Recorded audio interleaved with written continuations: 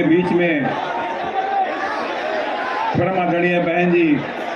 आ चुकी हैं। आप सभी लोग हमारे बहन जी का ताली बजा करके एक साथ स्वागत करेंगे, ताली बजा करके सभी लोग। और अब मैं प्रदेश के वरिष्ठ एवं प्रत्याशी मोहन सिंह यादव जी से आग्रह करता हूं कि माननीय बहन जी को बहुजन समाज पार्टी का प्रतीक चिन्ह हाथी देकर के हाथी भेंट करके उनका स्वागत करेंगे।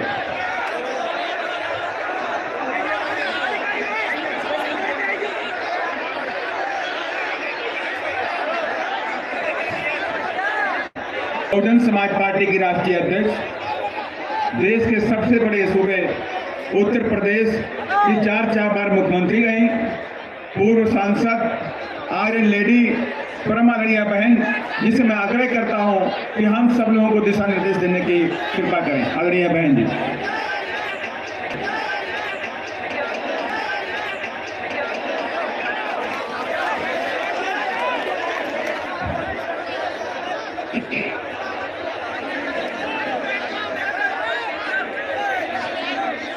चुनावी जनसभा में इकट्ठा हुए बीएसपी के सभी छोटे बड़े पदाधिकारी एवं कार्यकर्तागण, आज आप लोग यहाँ अपने मध्य प्रदेश स्टेट में विधानसभा के लिए हो रहे आम चुनाव में अपने उम्मीदवारों के समर्थन में मुझे सुनने के लिए यहाँ इकट्ठा हुए हैं, तो उसके लिए मैं आप सभी लोगों का हार्दिक दिल से आभार प्रकट करती हूँ। और मैं सबसे पहले अपनी पार्टी के संबंध में ये कहना चाहूँगी कि हमारी पार्टी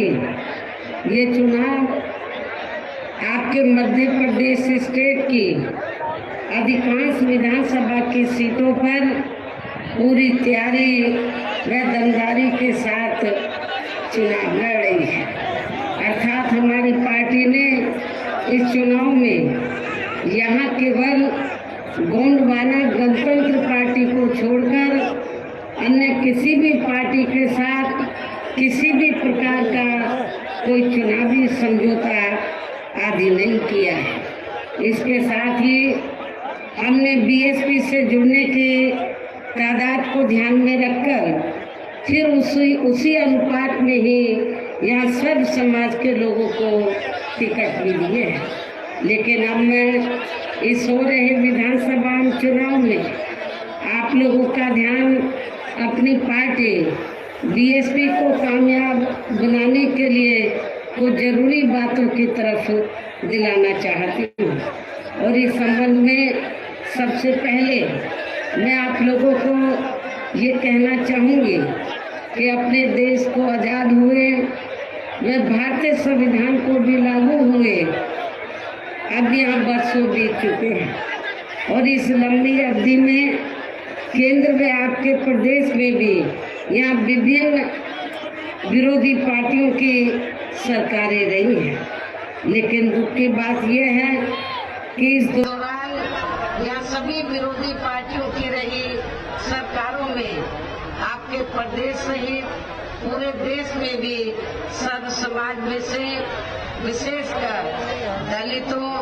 आदिवासियों, पिछड़े वर्गों, मुस्लिम व अन्य धार्मिक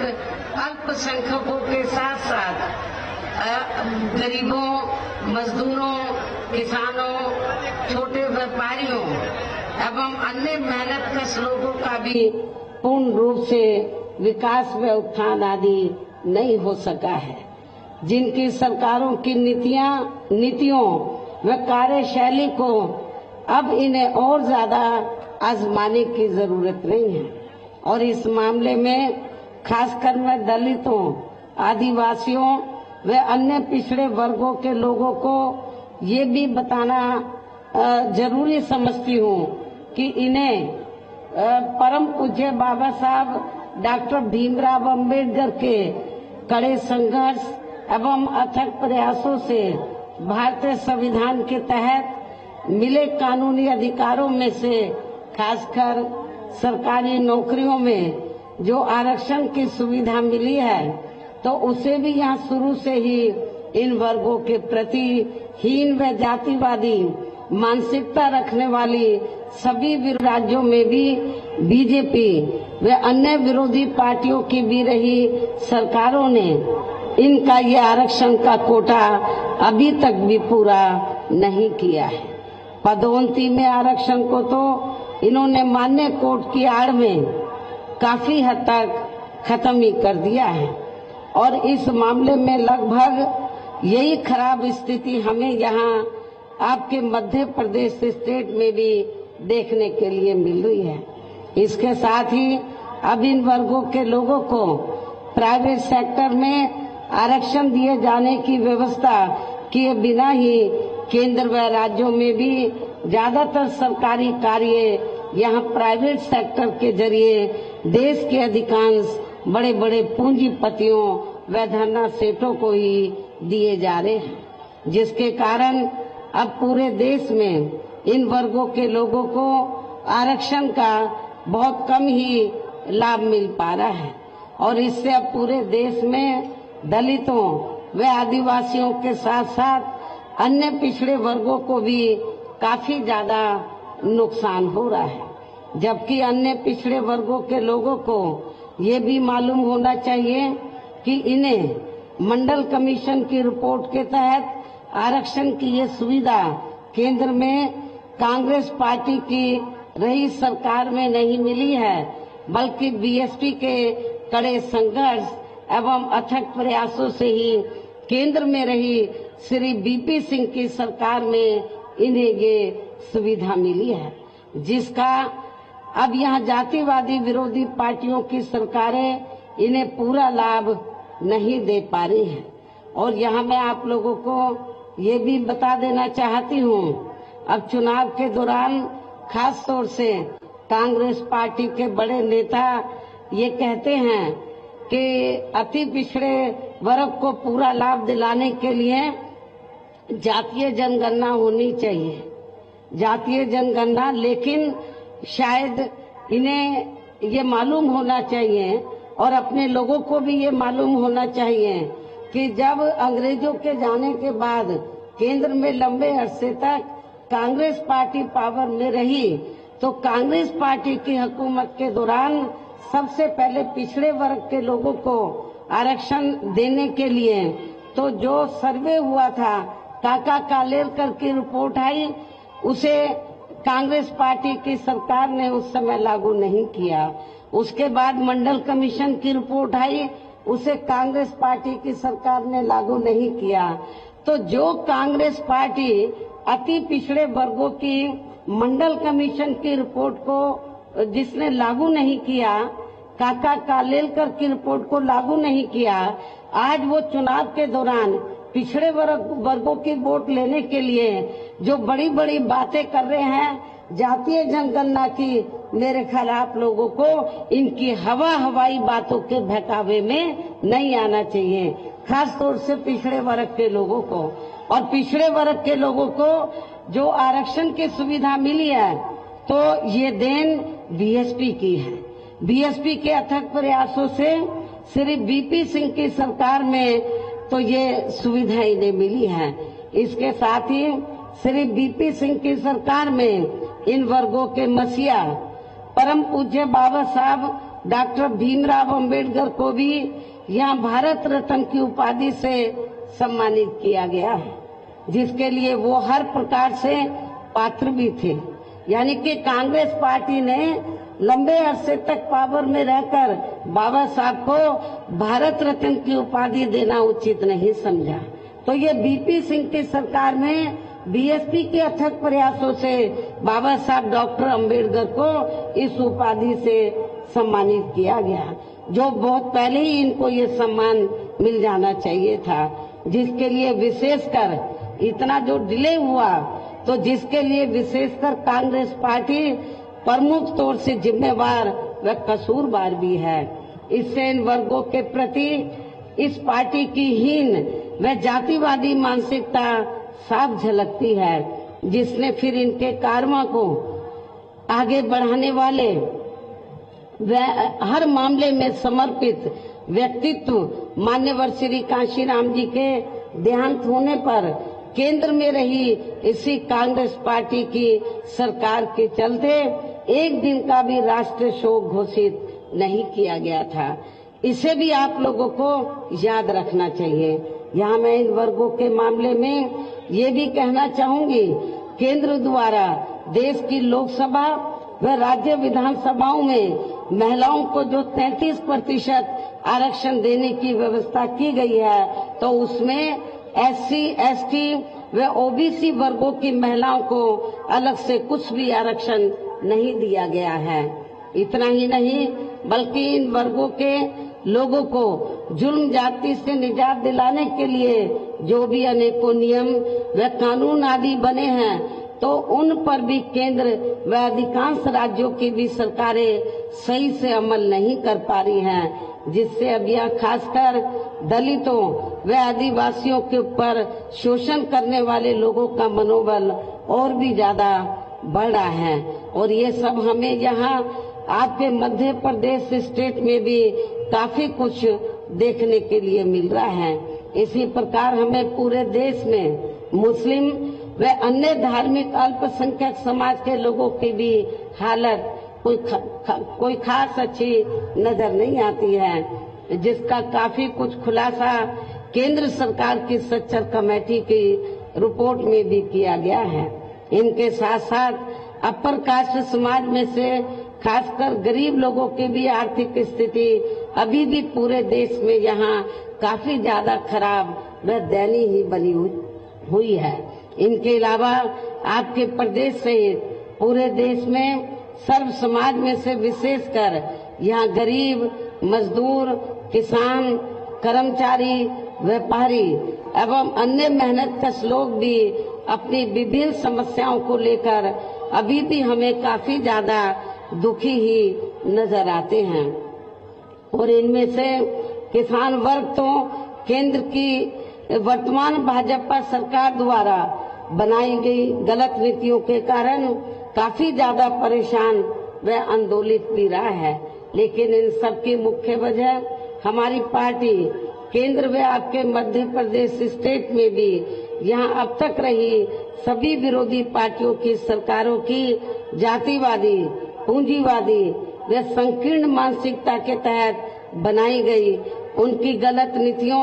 एवं गलत कार्य प्रणाली को ही काफी हद तक जिम्मेवार मानकर चलती है। और इस मामले में खासकर इनकी गलत आर्थिक नीतियों की वजह से ही आए दिन यहाँ पूरे देश में गरीबी, बेरोजगारी व महंगाई आदि भी काफी ज्यादा बढ़ रही है। हालांकि इस मामले में शुरू से ही हमारी पार्टी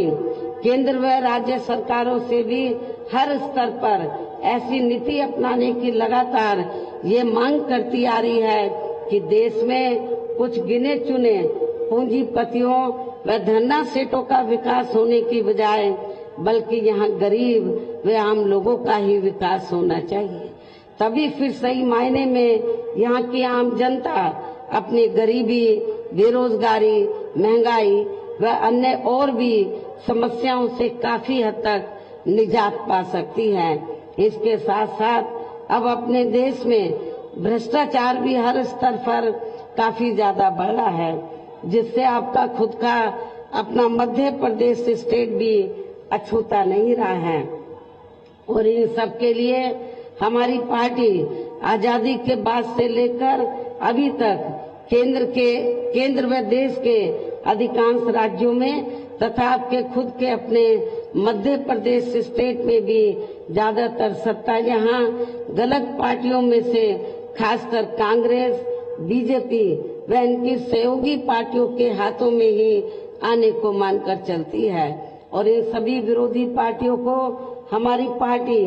इसलिए भी जिम्मेवार मानकर चलती है क्योंकि आजादी के बाद से लेकर अभी तक लगभग ये सभी विरोधी पार्टियां केंद्र व देश के अधिकांश राज्यों में भी ज्यादातर यहाँ बड़े बड़े पूंजीपतियों व धन्ना सेठों की ही आर्थिक मदद से सत्ता में आती रही हैं। और सत्ता में आ जाने के बाद फिर ये पार्टियां अधिकतर मामलों में अपनी आर्थिक एवं अन्य सभी नीतियां यहाँ आम जनता की समस्याओं को दूर करने के हिसाब से तैयार नहीं करती हैं, बल्कि देश के उन बड़े बड़े पूंजीपतियों व धन्ना सेठों को फायदा पहुंचाने के हिसाब से अपनी अधिकांश नीतियां तैयार करती हैं, जिनके धन व बल से चुनाव लड़कर ज्यादातर ये पार्टियां केंद्र व आपके राज्य सहित देश के अन्य राज्यों में भी अभी तक यह सत्ता में आती रही हैं, जिसके कारण अब पूरे देश में व आपके खुद के अपने प्रदेश में भी अभी भी हमें यहाँ सर्व समाज के लोग अधिकांश मामलों में अपनी विभिन्न समस्याओं को लेकर काफी ज्यादा दुखी व परेशानी नजर आते हैं, जबकि पूरे देश में बीएसपी ही अकेली एक ऐसी पार्टी है जो विरोधी पार्टियों की तरह देश के बड़े बड़े पूंजीपतियों व धन्ना सेठों की आर्थिक मदद से नहीं, बल्कि अपनी पार्टी के ही आम कार्यकर्ताओं की आर्थिक मदद से चुनाव लड़कर यहाँ केंद्र के सबसे बड़े प्रदेश उत्तर प्रदेश में 4 बार हमारी पार्टी ने अपने नेतृत्व में यहाँ सरकार भी बनाई है और हमने अपनी सभी चारों नई सरकारों में अपनी पार्टी की विचारधारा एवं सिद्धांतों के तहत चलकर वैसे तो यहाँ सर्व समाज के हितों का पूरा ध्यान रखा है, लेकिन सभी मामलों में प्राथमिकता पहले हमने वहाँ सर्व समाज में से विशेषकर उन दलितों, आदिवासियों, पिछड़े वर्गों, मुस्लिम व अन्य धार्मिक अल्पसंख्यक समाज के लोगों को तथा गरीब एवं असहाय लोगों को ही दिया है, जिनके यहाँ हर मामले में व हर स्तर पर सभी विरोधी पार्टियों की रही सरकारों में उनकी हीन, जातिवादी, संकीर्ण व पूंजीवादी सोच होने के कारण काफी ज्यादा उपेक्षा की गई है। इसके साथ साथ हमने उत्तर प्रदेश में गरीब एवं बेरोजगार लोगों को दूसरी पार्टियों की रही सरकारों की तरह मामूली सा बेरोजगारी भत्ता न देकर उन्हें बड़ी तादाद में सरकारी व गैर सरकारी क्षेत्रों में स्थायी रोजगार भी उपलब्ध कराए हैं। साथ ही गरीब भूमिहीन लोगों को खेती करने के लिए उन्हें फ्री सरकारी जमीन भी दी है, जिससे वहाँ लाखों गरीब लोगों को फायदा पहुँचा है। इसके अलावा हमारी पार्टी की नई सरकार ने वहाँ विभिन्न क्षेत्रों में लगे लोगों के साथ साथ छात्रों, युवाओं, महिलाओं व बुजुर्गों आदि के हितों में भी अनेकों महत्वपूर्ण व ऐतिहासिक कार्य किए हैं, जिनसे उन्हें काफी ज्यादा लाभ पहुंचा है। और अब विरोधी पार्टियां उसकी नकल तो कर रही हैं, लेकिन नीयत साफ नहीं है, उसका फायदा उनको सही मायने में पहुंचाने में वो सक्षम नहीं है। साथ ही हमने उत्तर प्रदेश में सर्व समाज के लोगों के ऊपर किसी भी प्रकार की कोई जुल्म जाति आदि भी नहीं होने दी है, बल्कि हमारी पार्टी की रही सरकार ने वहाँ जुल्म जाति करने वाले लोगों को बिना कोई देरी किए हुए उन्हें तुरंत ही जेल की सलाखों के अंदर भेजा है, जहां हमारी सरकार में उनकी सही व असली जगह होती है, जिसकी यहाँ के प्रदेश में भी काफी सख्त जरूरत है। इतना ही नहीं, बल्कि हमारी पार्टी की रही सरकार ने यहाँ अपने देश में दलित एवं अन्य पिछड़े वर्गों में समय समय पर जन्मे हमारे महान संतों, गुरुओं व महापुरुषों में भी खासकर महात्मा ज्योतिबा फुले, छत्रपति शाहू जी महाराज, श्री नारायण गुरु, बाबा साहब डॉक्टर भीमराव अम्बेडकर एवं मान्यवर श्री कांशीराम जी आदि को भी विभिन्न रूपों में पहली बार वह पूरा आदर सम्मान दिया है, जिन्हें विरोधी पार्टियों के लोग अभी तक भी आसानी से पचा नहीं पा रहे हैं। इस प्रकार से उत्तर प्रदेश में हमारी पार्टी ने अपने सभी चारों रहे शासनकाल के दौरान व हर मामले में व हर स्तर पर सर्व समाज के लोगों को काफी बेहतरीन सरकार दी है। और यदि आप लोग भी यहाँ अपने मध्य प्रदेश स्टेट में आम जनहित के खासकर कमजोर एवं उपेक्षित वर्गों के हितों में ऐसे ही कार्य करना चाहते हैं तो ऐसे ही आप लोग कार्य करना चाहते हैं। इसके साथ ही आपके प्रदेश की जनहित से जुड़ी जो भी यहाँ स्थानीय समस्याएं हैं तो उन्हें भी दूर करना चाहते हैं तो फिर आप लोगों को भी उत्तर प्रदेश की तरह ही यहाँ अपने मध्य प्रदेश स्टेट में भी अपनी पार्टी को हर मामले में मजबूत बना के यहाँ अपनी खुद की सर्वजन हिताय व सर्वजन सुखाय की नीतियों पर आधारित सरकार बनानी होगी। जिसके लिए अब आप लोगों को यहाँ अपने मध्य प्रदेश स्टेट में इस समय विधानसभा के लिए हो रहे आम चुनाव में अपनी पार्टी का बेहतर रिजल्ट लाना होगा। और इसके लिए आप लोगों को वोट पड़ने तक यहाँ सत्ताधारी पार्टी व अन्य सभी विरोधी पार्टियों के साम दाम दंड भेद आदि हथकंडों से भी जरूर सावधान रहना है। और इस मामले में खासकर आप लोगों को विरोधी पार्टियों के जारी किए गए उनके हवाई व प्रलोभन भरे चुनावी घोषणा पत्रों आदि के बहकावे में तो कतई भी नहीं आना है। जिन्हें ये पार्टियां सत्ता में आने के बाद अधिकांश अमल में नहीं लाती हैं, जिस पर से अब जनता का काफी हद तक विश्वास ही उठ गया है। इसलिए हमारी पार्टी किसी भी चुनाव में अपना कोई भी चुनावी घोषणा पत्र आदि जारी नहीं करती है। वैसे भी हमारी पार्टी कहने में बहुत कम बल्कि कार्य करके दिखाने में ही ज्यादा विश्वास रखती है। अर्थात जो कहती है तो उसे करके भी दिखाती है।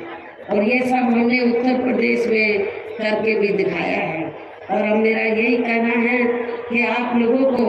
अपने खुद के व अपने मध्य प्रदेश स्टेट के भी हित में यहाँ अपनी पार्टी बीएसपी की ही सरकार बनाना बहुत जरूरी है। तभी फिर यहाँ के प्रदेश में परम पूज्य बाबा साहब डॉक्टर भीमराव अम्बेडकर एवं मान्यवर श्री काशीराम जी आदि का भी अधूरा रहा सपना सही साकार हो सकता है, जिन्होंने कदम कदम पर अनेकों कष्ट झेलकर अपनी पूरी जिंदगी या खासकर कमजोर एवं उपेक्षित वर्गों के लोगों को अपने पैरों पर खड़ा करने के लिए समर्पित की है। जिसे भी खास ध्यान में रखकर अब आप लोगों को यहाँ अपने प्रदेश में विधानसभा का आम चुनाव लड़ रहे अपने उम्मीदवारों को जो यहाँ मंच पर बैठे हैं, कुछ सामने भी शायद बैठे हैं, तो मेरे आप लोगों से पुरजोर अपील है कि आप लोगों को अपने इन सभी उम्मीदवारों को अपनी बीएसपी पार्टी के हाथी चुनाव चिन्ह के सामने वाले बटन को दबा के इनको जरूर कामयाब बनाना है, जिताना है। और इसके लिए आप लोगों को वोट पड़ने वाले दिन अब आप लोगों को वोट पड़ने वाले दिन अपने सभी कार्य छोड़कर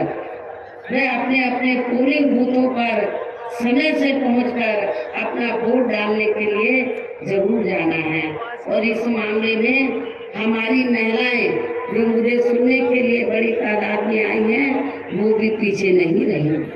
वो भी अपना वोट डालने के लिए सुबह जरूर जाएंगी।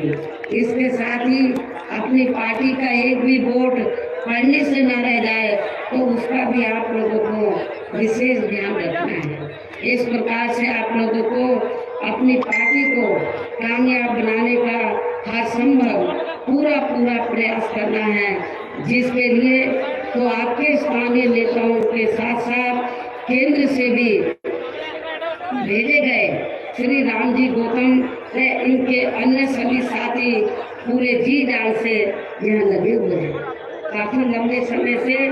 यहाँ लगे हुए हैं कि मध्य प्रदेश में जब असेंबली का चुनाव होगा या इसके बाद पार्लियामेंट का चुनाव होगा तो इन चुनावों में बीएसपी का अच्छा रिजल्ट आना चाहिए। पूरे जी जान से मेहनत से लगे हैं। और इतना ही नहीं तो मैंने अपने आने से पहले तो यहाँ श्री आकाश आनंद को भी मध्य प्रदेश में जगह जगह भेजा है, तो उसने भी मीटिंगें ली हैं। मुझे पूरी उम्मीद है कि आप लोग इनकी मेहनत को ध्यान में रखकर तो जो भी हमने उम्मीदवार चुनाव के मैदान में उतारे हैं उनको आप लोग जरूर कामयाब बनाएंगे। इस उम्मीद व खास अपील के साथ ही अब मैं अपनी बात यही समाप्त करती हूँ। जय भीम व जय भारत।